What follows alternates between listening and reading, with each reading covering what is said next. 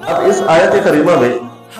کلوا واشربوا حتی یتبین لکم الخیط الابیض من الخیط الاسود من الفجر،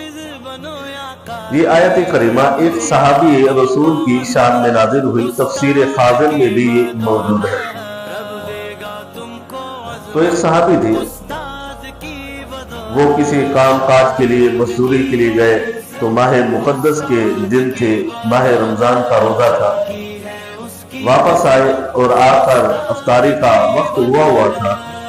تو اس نے کھانا طلب کیا، تو ان کے گھر والوں نے کہا کہ ہم تیرے لیے ایک تازہ کھانا بنا کر تمہیں دیتے ہیں۔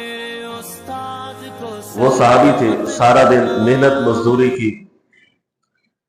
اور روزہ بھی رکھا ہوا تھا، تھکے ہوئے تھے، آ کے انہوں نے تازے کھانے کے انتظار کرتے ہوئے لیٹے تو لیٹ کر ان کی آنکھ لگ گئی۔ تو گھر والے کھانا تیار کر کے آئے، تو یہ سو چکے تھے، ان کو جگایا کہ اب کھا لو، کھانا تیار ہم نے کر لیا ہے۔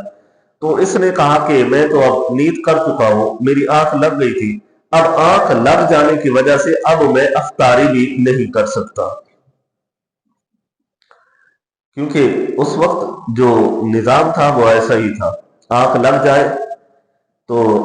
افطاری کا وقت بھی گزر جائے تو پھر انہیں وہ کھانے پینے کی اجازت نہیں ہوتی تھی، یہاں تک کہ اسی کو مکمل کیا جاتا تھا، رات کو بھی اور دن کو بھی وہی جو افطاری کے وقت کھایا جاتا تھا وہی کافی ہوتا تھا۔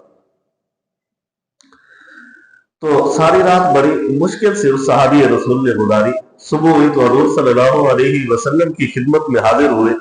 تو سارا واقعہ سنایا کہ میں سارا دن مزدوری کرتا رہا، شام کو گھر آیا تو گھر میں کھانا تازہ تیار کر رہے تھے، تو میری آنکھ لگ گئی، اس کے بعد میں کھا نہیں سکتا تھا کیونکہ میں سو چکا تھا۔ تو اللہ رب العزت نے اس وقت اس آیت کریمہ سورۃ البقرہ آیت نمبر 187 کے اس حصے کو نازل فرمایا تھا، اور فرمایا کہ کلوا واشربوا حتی یتبین لکم الخیط الابیض من الخیط الاسود من الفجر، تم صبح صادق تک کھاتے پیتے رہا کرو، جب صبح صادق ختم ہو جائے تو پھر اپنے کھانے کو روک لیا کرو۔ یہ آیت کریمہ اس وقت پھر نازل ہوئی، پھر صحابہ کرام نے یہ گنجائش ہوئی کہ افطاری کے وقت بھی کھا لیا کرتے تھے، آنکھ لگ جائے پھر اٹھتے تھے، پھر سحری کے وقت بھی کھاتے تھے۔ پھر میرے محبوب مصطفیٰ صلی اللہ علیہ وسلم کی جو احادیثیں ہیں جہاں پر حضور صلی اللہ علیہ وسلم نے سحری کرنے کے بارے میں حکم دیا، وہ اس آیت کریمہ کے بعد کا حکم موجود ہے۔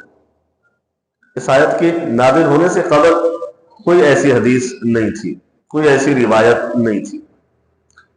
تو یہاں پر ایک مسئلہ یہ بھی ہے کہ اگر کوئی شخص صبح اٹھا ہے سحری کے وقت، اس کو غسل کرنے کی ضرورت ہے، تو غسل کرنے کی ضرورت ہے، حاجت ہے، لیکن وقت اسے اتنا میسر نہیں ہے، وقت اتنا اس کے پاس ہے کہ یا تو وہ سحری کر سکتا ہے یا تو وہ غسل کر سکتا ہے۔ اب اسے حکم ہوگا کہ سحری پہلے کر لے اور غسل کو بعد میں کر لے۔ اگر وقت ہے، سارا کچھ ہے، پھر تو لازم ہے کہ اس کو غسل کرنا سحری سے پہلے پڑے گا، سحری سے پہلے وہ غسل کرے گا